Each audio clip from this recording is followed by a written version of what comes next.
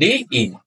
ADC এই ত্রিভুজটা শিক্ষার্থী বন্ধুরা এবং বিডি এই ত্রিভুজটা যদি চিন্তা করি, দুইটা ত্রিভুজের মধ্যে যদি আমরা একটু কম্পেয়ার করার চেষ্টা করি, এডি সমান ডি অঙ্কন অনুসারে আমরা বলতেছি এডি সমান ডিই, অর্থাৎ এ থেকে ডি যদি 5 হয়, ডি থেকে কি হবে 5 হবে অঙ্কন অনুসারে।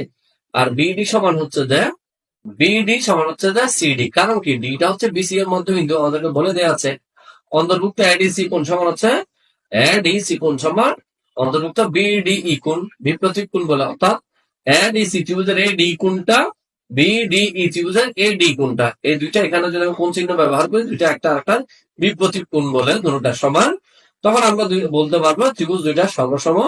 এডিসি ত্রিভুজ এবং বিডিই এই ত্রিভুজ দুইটা সর্বসম, এবং এসি সমান হচ্ছে বিই। এসি বাহু যতটুকু, বি বাহুটাও কি ততটুকু, কেমন সেটা আমরা বলে ফেলেছি।